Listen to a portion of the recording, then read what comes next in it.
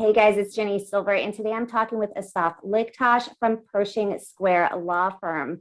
Assaf, can you let me know, just in short, what your company does, what your law firm offers, and who you work with? Well, we are California's only EDD law firm. We deal with pretty much anything that has to do with the EDD, but primarily we represent individuals in appealing denied EDD benefits. I think it's important to point out that, while I am an attorney and I work with a law firm that represents individuals who have issues with the EDD, nothing that's being said here is being said as a legal advice. What this is for is really to educate the public and provide information from my own experiences to help people understand their situation, assess their situation, and really just educate themselves about what their claims, what could be wrong with their claims and how they can get to receiving their unemployment benefits faster. Let's talk about overpayments. So right now we're awaiting anticipated overpayment waiver that was granted in the December 27th stimulus bill that I do believe is an option for states to take up. California EDD stated that they would be utilizing this overpayment waiver option, and they referenced it in a few press releases with basically stating that more information would be to come. That was back near December. They have not developed any additional information on that. So right now we have a lot of claimants who are receiving overpayments, penalty statements. They're receiving overpayment statements in the mail, letting them know that they are subject to an overpayment. Now, those claimants believe that they have been wrongfully issued that overpayment penalty. What steps should they take at this point in time, since we're kind of in limbo with hearing exactly how the EDD plans to implement that overpayment waiver? Right, absolutely. So first of all, the big question is what's going to be the standard? And right now we have a standard for overpayment for waiver of regular unemployment overpayments. Actually, you know what? Let me go back here for a second, because I think it's important to point out, okay, that prior to the most recent stimulus package, which was passed by the Biden administration, there was no waiver. So even if you're completely, not at fault for this, you would still have to pay it back. And it's still not clear whether any waiver that might come up would apply to the prior claims, the ones that were made before the second stimulus package. So everything is sort of, on a to be decided stance right now. We're waiting for the EDD. But I think maybe it'll be, interesting to look at the current standard and understand how it would have to be different for it to be fair. So the current standard is there's a two-part test for waiver, and it's completely discretionary for the administrative law judge and the EDD, and then later on to the administrative law judge if you file an appeal. The first one is the issue of fault, and what people need to understand about fault is that we're not talking about the same thing as fraud or willful false statement. We're talking about something that doesn't even have to be intentional. It could have been complete mistake or regular negligence on your part. But if you set into motion the events that have led the EDD to believe that you're supposed to be paid when you shouldn't have been paid some or all of that money, then you are at fault. Okay. Now let's examine this against the current situation with PUA money. People reported their income for 2019 because the EDD didn't have the ability to identify what that income was. So they kind of had the honor system where people just reported, right? Self-reported. Or the net versus gross was the big issue as well. That's one of the biggest issues that people did not understand. Okay, first of all, let's imagine that you are really a contractor, right? There are two things you have to reduce from your net income. One is your expenses, and two is taxes. So when they say net income, what do they mean exactly? They mean just your income minus your expenses, but not minus the taxes? Or is it, both taxes and it's hard, there's no guideline for that. And then the second thing is, some people, overreported. That's just a fact that some people are going to overreport. Maybe they provided an estimate, a guesstimate, whatever you want to call it. People end up providing information which they cannot substantiate later on with document. So they're going to just be kicked back to the minimum of $167. And the difference, they're going to be liable for overpayment. So when we talk about fault and something that is such a low threshold test where even the slightest mistake will put you at fault. I think almost any one of these would put you at fault and therefore not eligible for waiver under the ordinary standard. So the EDD has to take that into consideration. And what I hope we're going to see from them is a different standard of fault that allows people, gives them that leeway to make those kind of human errors or mistakes because of lack of guidelines. I would possibly make the argument that if they adopt the same fault standard that they have with unemployment, that the guidelines weren't clear enough, and therefore the fault is on the side of the EDD and not the claimant, meaning the EDD is the one that misled the claimant to provide inaccurate information. Whether that's going to hold water, that remains to be seen. But the point is, it's all very, not fully baked. One more thing is undue hardship, undue financial hardship. So the fact that you're not at fault is not enough. You have to actually show that for you to have to pay this money back would cause you undue financial hardship. But, I can imagine that, this would cause undue financial hardship to most people. But what about the ones who, happen to be a little bit luckier and might be able to pay it off, but it would, cause them hardship, but not, not extreme hardship, which is what the standard is. So, these things, I think, are completely at the door of the EDD, and they need to determine how they want to approach this. And ultimately, that's going to determine how this will be handled by appeals judges when people go and file their appeals, when inevitably people will get those overpayment notices. Yeah. So when someone does receive a notice, let's say I'm a claimant who's subject to an overpayment notice and I receive it, my plan is to appeal it or to seek out counsel from a firm such as yourself. What steps should I take? Should I, as the claimant, would I make the payments on the statement before to avoid any additional penalties, or would I await and pay it after seeking counsel first? So that's a really good question. It's hard to answer that question before we know what the legal standards are going to be. But as a general rule, it's very important to, first of all, to protect yourself. First of all, being very transparent with the EDD. Because in the worst case scenario, if they introduce the fault standard that we have right now, if you're transparent and the EDD, should be aware of what the correct amount to pay you is, then you can shift the fault over to them, and then you're less likely to be liable to have to pay it back. Another thing is communication. I know communicating with the EDD is a very difficult task, but to cover your basis, you have the UI Online email system, and they save all the emails. Yes. So it's really good to keep a paper trail of your attempts to communicate, because then you kick the responsibility over to them. Okay, so being communicative and clear with what's going on and what your reality is can help you later on, even in the worst case scenario when the EDD decides, hopefully not, but if they decide that the fault standard is going to be the same as the old one. And then what I would tell you is, be careful, if you're looking at this right now and you're thinking about filing a claim, or you face a document where you have to report something, don't try to overreach. People sometimes do that because they're desperate, because they have a need. And I get that, but it will come back to haunt you. The EDD will do their back reviews, and eventually, they'll find out, or they'll, I think it's very likely they'll find out, and they're going to want you to pay back with all this interest. It's going to cause a lot of hardship, and it would have been totally avoidable. It's just not worth it. There's a better way to get money, and that's not shouldn't be on top of your list. So I would really recommend keeping that in mind when you fill out documents. Regarding the hardship, which is a second standard, that never comes around as one of the standards for PUA waivers. It'd be a good idea for you to go over your finances and figure out what is your income, what are your expenses. Can you establish hardship if that were ever something that an appeal judge would want to look at in considering a waiver of overpayment?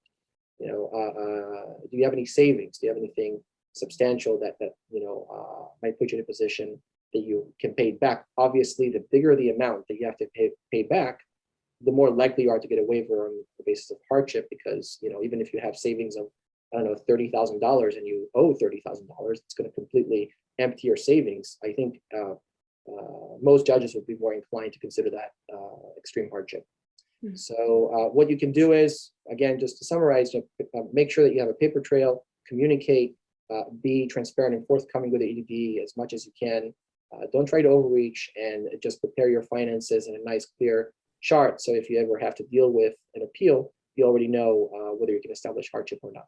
So if a lot of claimants are starting to receive overpayment notices, or if they're being mindful of potentially making sure that they are not going to be receiving any overpayment notices, you've noted that a big factor that can play into this is defining wages and making sure that they are properly defining their wages as it pertains to their unemployment claim. Can you talk about that a little bit?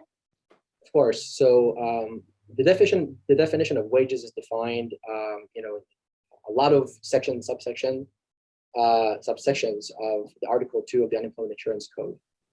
And the reason it's so important is because when you file your claim, you may be underpaid if certain amounts of money that you received are supposed to be wages but are ignored by the EDD. And so your weekly benefit amount, or your total amount that you're making, that you're going to make from your claim, should be higher, but for the EDD overlooking that money that you earned that should be considered wages. There's also a flip side to that, where you are claiming benefits, and you fill out your certifications, and then you're supposed to report income, and there's certain money that you receive that you don't consider to be income, and you don't report it. That could end up causing you to have an overpayment, because the EDD will later on find out that you got this money, and now they want you to pay whatever you were paid back. So the question of what is wages is really a complicated legal question, because there's so many different exceptions.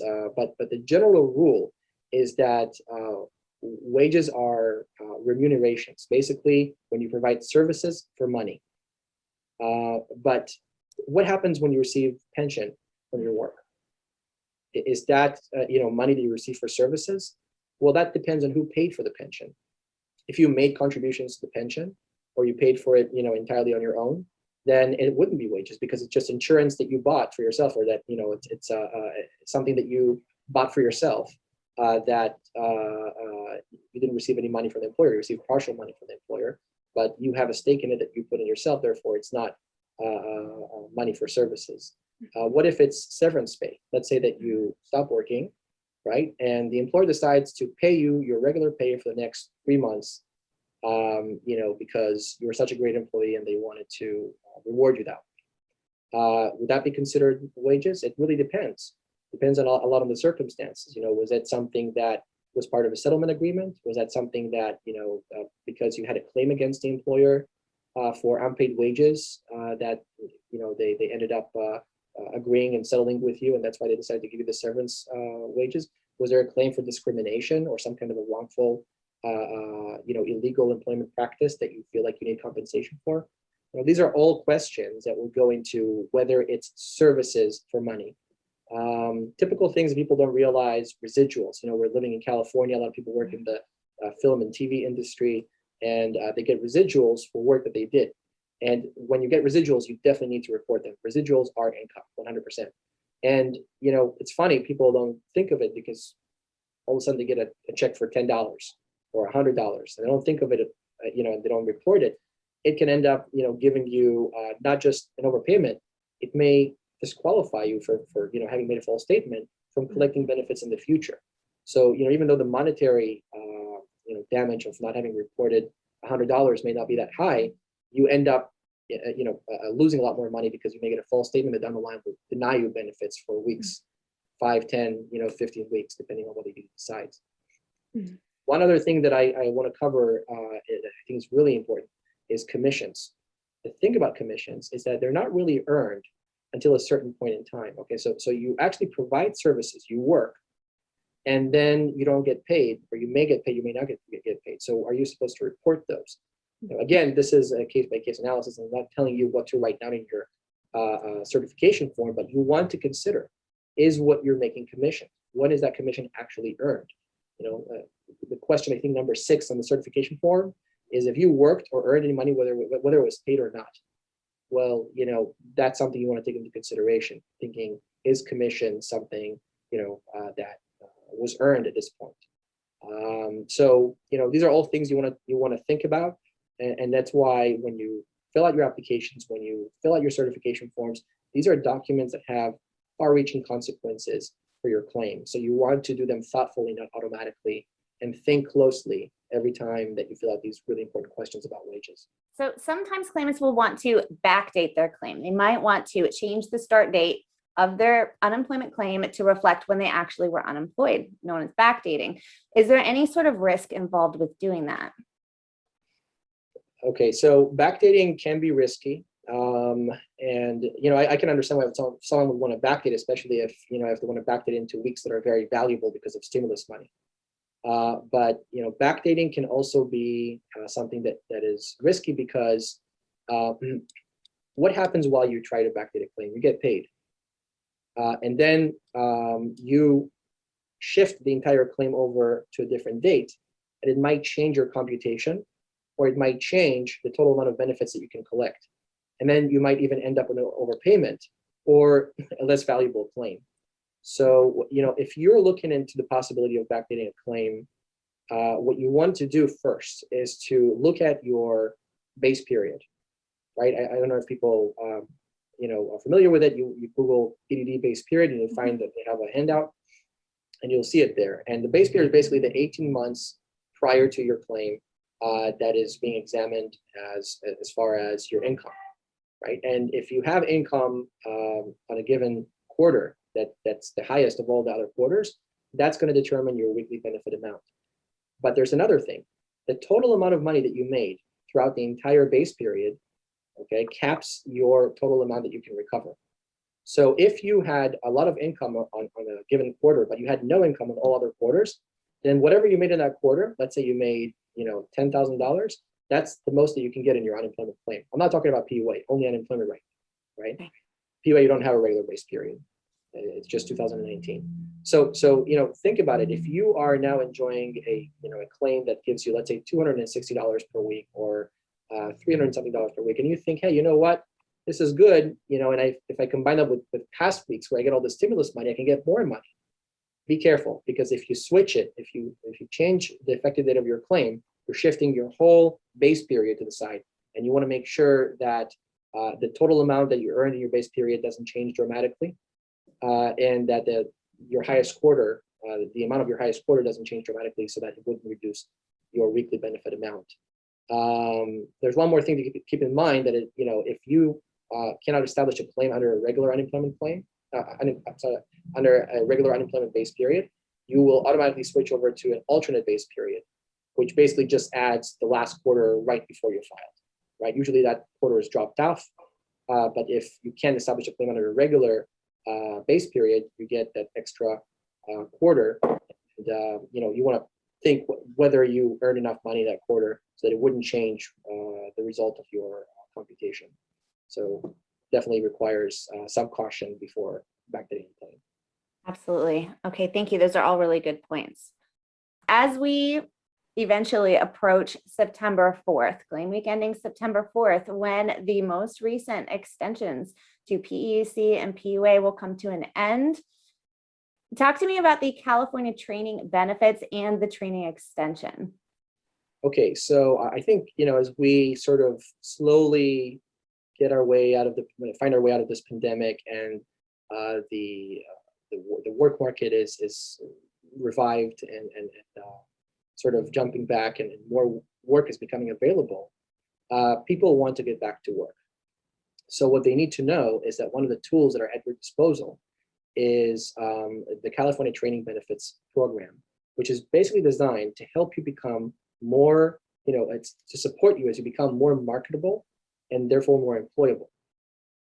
What it's basically meant to do is to provide you with benefits while you're training. So even if you're right now you're not employed, and you're in a training program that's full-time, you can still receive unemployment benefits. And the only thing that needs to happen is that, first of all, you have a valid unemployment claim, and that you are in an approved full-time training program, right? And the EDD website can help you locate programs like that. And it's not just like, professional schools or something. It could be universities, could be a degree, could be a lot of things. So, there are other things that are taken into consideration, like, for example, whether you are working in a market, there's, not a lot of work right now, right? But I think with the pandemic, I mean, every market's like that. There's just not a lot of work to go around. So if you decide to get training in something that you have more likelihood of, returning to employment, I think you might be covered by the California training program. There's another feature to the CTB, the training program, that is really phenomenal. And before the pandemic, people really, really wanted to be part of it, is that the training extension. They can extend your benefits up to a full year. I'm not sure how that would work with all the existing extensions, but, and that remains to be seen. But, from a legal standpoint, the training extension extends your benefits from 6 months, which was the legal maximum prior to all the PUCs, to a full year of benefits while you're training. So the EDD will provide you with support while you're training for a full year. If you, before receiving the 16th week of benefits, inquire about the CTB program with the EDD. So you have to do it in a verifiable way. So some of you guys, out there have filed recent claims, and now we're seeing the end on the horizon. You want to consider looking into the CTB right now, because if you look at it right now, okay, even when the extensions that the federal extensions are over in September, you might still qualify for a CTB training extension if you go into training to make yourself more employable and therefore more likely to go back to work and in full force. That's a program that has been a big issue before the pandemic. Obviously, pandemic has completely quelled the work market, so it became less relevant to receive training. But it's a powerful tool. I'll tell you, for example, one client that I really like, this nice lady, older lady in her 70s. Okay, she worked somewhere for a long time. It was a small business, and she lost her job. And she was denied benefits at first. We filed an appeal. We won the appeal. Then she was very distraught because she couldn't find a job. She didn't have computer skills. She just wasn't equipped to return to the work market. That's exactly who the CTB is for. It's to give her the tools. So we got her on CTB. The EDD, of course, rejected it, as they sometimes do.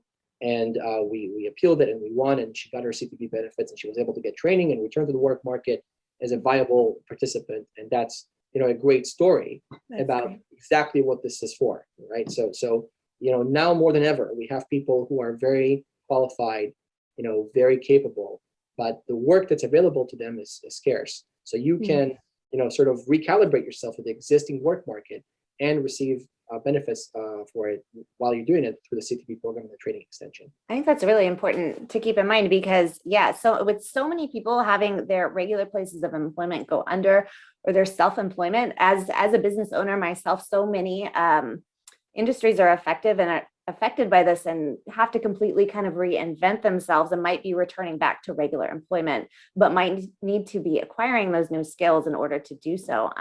So I think that's a fantastic program to mention and look into. Now, you mentioned that there is a deadline for either applying to this or submitting documentation, et cetera. Can you describe the process?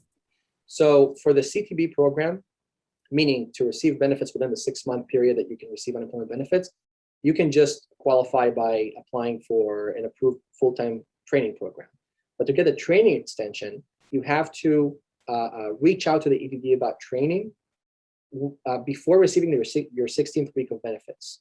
That's a very hard deadline, and there's no exceptions to it as far your as 16th? Yes. 16th week of benefits. Right.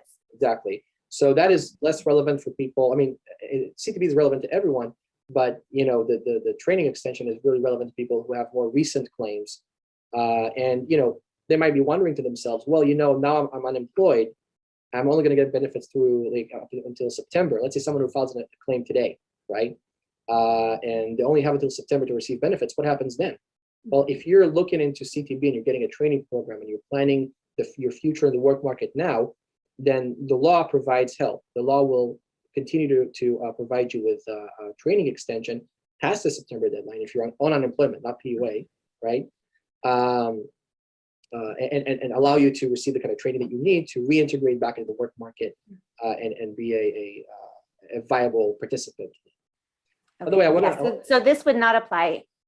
This is kind of an obvious statement. This would not apply to individuals receiving PUA because their program will come to an end with the end of the stimulus bill programs, correct? So this would be for UI, PEUC claimants, FedEd claimants that were qualified based on wages from a W-2 job, correct? Right. Don't forget, the people who receive PUA are people who would not ordinarily receive unemployment benefits. So they have no future in the unemployment benefit system. I'll say something else, Jeannie. I think that's really important that the CTB program really talks about. Something else happened in this pandemic that I think is really important. The stigma that is associated with unemployment benefits is now being reconsidered by the masses of people. It used to be that if you get unemployment, somehow you failed, somehow you are dependent on the state. But what people, I think, are beginning to understand now, and I hope that I can give it some more clear voice on your platform, is that unemployment is a tool. It's a tool for working people to bridge a gap between work. It's so that you can be successful and thrive even with the uncertainty that's associated with transition between jobs. Don't be ashamed of it. Don't fear it. It is one of the tools in your toolbox to keep your life stable and to make transitions that are necessary. Sometimes it's just a part of the reality of being employed. Is sometimes you're going to be unemployed, and that's exactly what this is for. And I think the CTB really speaks about the intention behind these laws. It's not there to just be something that people, the government is throwing money out of trucks. It's there to help people be the best that they can be in the work market. Well, thank you so much for answering so many of those questions. I really appreciate your time. Can you just real quick give us a quick recap of where claimants can locate you if they're interested in obtaining more information about your services and your firm? So the best place to reach us is on our website, www.pershingsquarelaw.com. And we have chat, phone, pretty much a bunch of ways to get a hold of us. So, we're available normal business hours, Monday through Friday. Well, thank you so much.